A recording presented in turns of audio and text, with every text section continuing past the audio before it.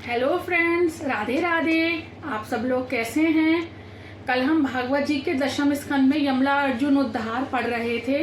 Part 1 आगे हम पूरा कर रहे हैं। धन्यवाद। राधे राधे।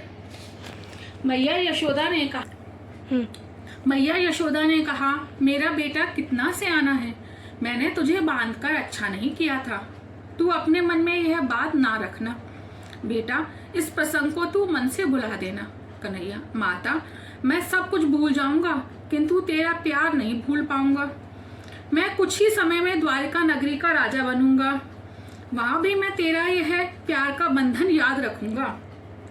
रुक्मणी आदि किसी के भी बंधन में मैं नहीं रहूंगा किंतु तेरे प्यार के बंधन को भुला नहीं सकूंगा। यह तो गोकुल की एक मुख्य लीला है। ज्ञानी ईश्वर का साक्षात्कार तो कर सकता है किंतु उसको बांधने की शक्ति ज्ञान में नहीं है। भगवान को तो केवल भक्ति ही बांध पाती है। ज्ञानी ब्रह्म का चिंतन करता हुआ ब्रह्ममय तो हो पाता है किंतु भगवान को वश में तो भक्ति ही कर पाती है। तप और ज्ञान की अपेक्षा भक्ति ही श्रेष्ठ है। परमात्मा जीव मात्र को अपने प्रेम से सराबोर करते हैं किंतु जीव ऐसा दुष्ट है कि प्रभु के साथ प्रेम ही नहीं करता है।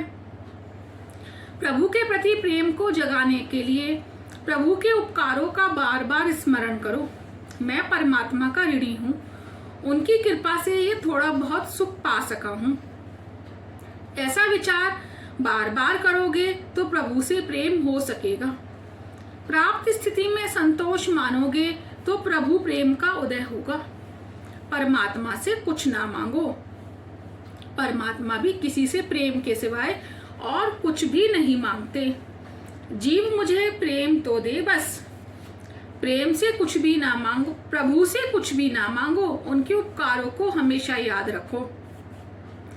मनुष्य का प्रेम धन संपत्ति, घर गृहस्थी, कुटुंब आदि में विभक्त होता है, अतः परमात्मा प्रसन्न नहीं होते। लोग भगवान को प्रणाम करते समय भगवान का नहीं, अपने वस्त्रों का ही विशेष ध्यान रखते हैं। अरे, वस्त्र बिगड़ जाएंगे तो बाजार से दूसरे पाए जा सकेंगे किंतु हृदय तो बाजार में मिलता ही नहीं है। ज्ञानी भक्त प्रेम डोर से प्रभु को बांधते हैं। भगवान केवल प्रेम के ही वश हो पाते हैं, अन्य किसी के वश नहीं। भागवत में हास्य, करुण, श्रृंगार, वीर आदि सभी रस तो हैं। इतना ही नहीं, 10वां रस भी लबालब भरा हुआ है, भक्ति रस। भक्ति रस अन्य सभी रसों में उत्तम है। रामचरित्र में रामचंद्र जी कहते हैं, मात्र भक्ति ही मुझे आर्द्र कर पाती है। भक्ति को अन्य किसी भी आलंबन की आवश्यकता नहीं है, वह तो स्वतंत्र है। ऐसी है भक्ति की महिमा। ज्ञानी माया के आवरण युक्त ब्रह्म का दर्शन करते हैं। ज्ञानी को कीर्ति आदि की चाह होती है। निरावृत आवरण रहित ब्रह्म का साक्षात्कार तो केवल गोपियों ने ही किया है। जब तक जीव निर्दोष नहीं हो पाता तब तक ईश्वर का दर्शन पा नहीं सकता। साधु बनने की नहीं, सरल होने की आवश्यकता है। दोनों वृक्षों का तो उद्धार हुआ किंतु उस मूसल का उद्धार क्यों ना हुआ। श्री कृष्ण दोनों वृक्षों के बीच में से उस पार निकल गए थे, जबकि मूसल तो टेढ़ा होकर इस ओर ही रह गया था। प्रभु ने वृक्षों के अंदर प्रवेश किया सो उनका उद्धार हो गया। जिसके अंतर्देश में भगवान का प्रवेश होता है उसका उद्धार हो जाता है। यदि वे हमारे अंतर में आएंगे तो हमारा भी उद्धार हो जाएगा। दामोदर लीला द्वारा भगवान जगत से कहते हैं, जब जीव मुझे बांधता है तब मैं उसको बंधन से छुड़ाता हूँ। सुखदेव जी वर्णन कर रहे हैं, कई बार गोपियां यशोदा के घर आकर कन्हैया को अपने घर ले जाने को कहती थी। कन्हैया, तू मेरे घर आएगा? तो कन्हैया पूछता, तुम्हारे घर तो आऊं किंतु तुम मुझे क्या दोगी? गोपियां पूछती हैं, क्या चाहिए तुझे? तो कन्हैया कहता, माखन। कितना दोगी? गोपियां पूछती, कितना चाहिए तुझे? तो कन्हैया अपनी दोनों बाहें फैलाकर कहता, इतना। तो गोपी पूछती, इतना सारा माखन तू कैसे खा सकेगा?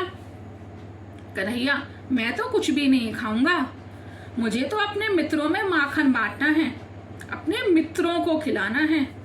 ईश्वर औरों को देकर प्रसन्न होते हैं, खाने वाले की अपेक्षा औरों को प्रेम से खिलाने वाले को अधिक आनंद मिलता है। मन माखन सा कोमल हो पाए और जीवन मिश्री सा मधुर तो कन्हैया अवश्य आएगा। गोपी ने सोचा, इसे माखन दूंगी तो वह उसे लेकर तुरंत चला जाएगा, उसे कुछ देर रोकना चाहिए। उसने कहा, लाला, माखन मुफ्त में नहीं मिलेगा, तुझे मेरे घर का कुछ ना कुछ काम भी तो करना होगा। कन्हैया ने पूछा, कौन सा काम करना होगा मुझे? गोपी ने कहा, जा वह पाट लेके आ। वैसे वह था तो बड़ा वजनदार, किंतु कन्हैया ने सोचा कि उसे उठा लाऊंगा तो सभी बालकों को माखन खिला सकूंगा। वह पाट वजनदार था, सो हाथ से छूट गया और कन्हैया का पीताम्बर भी खिसक गया। ब्रह्म ज्ञान प्राप्त होने के बाद भी अविद्या का अंश बाकी रह जाता है, क्योंकि प्रारब्ध कर्म तो भुगतना ही पड़ता है। अज्ञान का पूर्ण नाश हो जाए तो प्रारब्ध कौन भोगेगा? ब्रह्म ज्ञान से प्रारब्ध कर्म का नाश नहीं हो पाता। ब्रह्म ज्ञान से क्रियामान और संचित कर्मों का नाश होता है। जब तक इस देह का प्रारब्ध है तब तक अविद्या शेष रहती है। प्रारब्ध कर्म के भुगतान के बाद उसका नाश होता है। ज्ञानी को ब्रह्म साक्षात्कार होने पर अविद्या का अंश बाकी रह जाता है और कुछ आवरण के साथ साक्षात्कार होता है, किंतु इन ब्रज भक्तों को तो अनावरत श्री कृष्ण के दर्शन होते हैं। वैसे तो दुर्योधन को भी श्री कृष्ण भगवान के दर्शन हुए थे, किंतु बीच में माया का आवरण था, सो उद्धार नहीं हो पाया। कन्हैया पाट लाया और उसने माखन मांगा तो गोपी ने कहा, लाला तू नाच तो सही जरा। माखन के लोभ से कन्हैया अब नाचने लगा। जगत को नचाने वाला नटवर गोपी के प्रेम के वशीभूत होकर स्वयं नाच रहा है।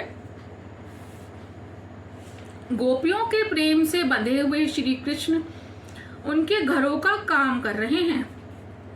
गोपियों के सिर पर पानी की गगरिया चढ़ाते हैं, सामान इधर उधर करने में मदद करते हैं, उनके मनोरंजन के लिए नाचते भी हैं। ब्रज की इस लीला में ज्ञान वैराग्य नहीं, प्रेम भाव ही मुख्य है। राधे राधे। आज का पूरा हुआ। कल हम शुरू करेंगे सुखिया मालिन की श्री कृष्ण सेवा।